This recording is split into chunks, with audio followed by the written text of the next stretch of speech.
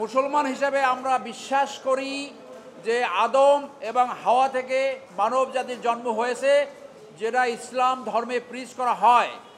আর এই বিবর্তনবাদে বলা হয়েছে মানুষের সৃষ্টি হয়েছে বানর থেকে। এইটা রিসার্চের জন্য, গবেষণার জন্য ইউনিভার্সিটি লেভেল উচ্চ পর্যায়ে পড়াতে পারে, কিন্তু মাধ্যমিক পর্যায়ে যেহেতু পৃথিবীর কোনো দেশে নাই, আমাদের দেশে এইটা থাকা কোনোভাবেই বাঞ্ছনীয় নয়, যেখানে 92% মুসলিম জনগোষ্ঠী। সেই জন্যই আমরা জনস্বার্থে এই লিগ্যাল নোটিশ প্রেরণ করেছি। এই গত রেজিমে ইনক্লুড করেছিল, যেটা নিয়ে অত্যন্ত সমালোচনা হয়েছে, বিতর্ক হয়েছে, সংসদে আলোচনা হয়েছে।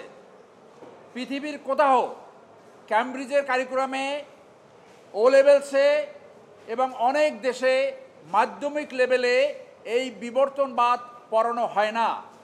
বিবর্তনবাদ পড়ানো হলে কোমলমতি শিশুদের মনে এক ধরনের চাপ সৃষ্টি হয়। সেই জন্য ক্যামব্রিজের শিক্ষা কারিকুলামে মাধ্যমিক লেভেলে তারা এটা ইনক্লুড করেনি।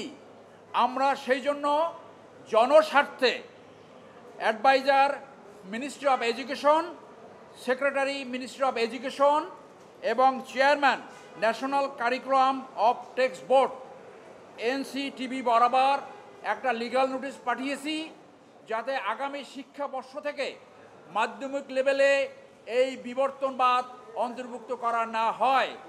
তারা যদি আমাদের লিগ্যাল নোটিশের পরে কার্যক্রম গ্রহণ না করে, তাহলে আমরা আদালতের দ্বারস্থ হব এবং তাদেরকে বাধ্য করব আমাদের এই দাবি পূরণ করার জন্য।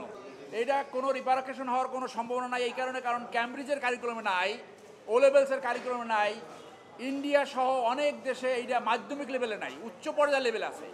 আমাদের এইখানে দাবি হলো মাধ্যমিক পর্যায়ে এই এই এই পাঠ্যসূচি অন্তর্ভুক্ত হওয়া উচিত নয়।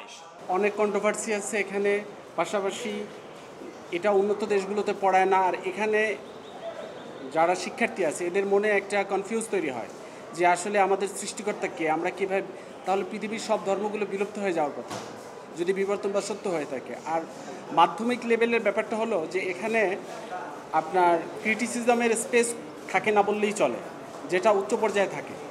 এটা বেসিক কিছু ইনফরমেশন থাকে, বেসিক সায়েন্সের কিছু ইনফরমেশন থাকে বিজ্ঞান বইগুলোতে, কিন্তু এখন দেখা যায় যে আমি যদি বেসিকের জায়গায় যদি এ ধরনের একটা যেটা কন্ট্রোভার্সিয়াল এ ধরনের কোনো কন্টেন্ট থাকে, তাইলে এটা স্টুডেন্টরা মনে করে যে না, এটা মনে হয় বেসিক, যেটা টোটালি এটা অ্যাকসেপ্টেবল না। যার জন্য এটা দেশের স্বার্থে যাতে ভবিষ্যতে এ ধরনের কোনো বিতর্কিত কন্টেন্ট ইনক্লুড করা না হয়, এই জন্য আমরা এটা দিয়েছি।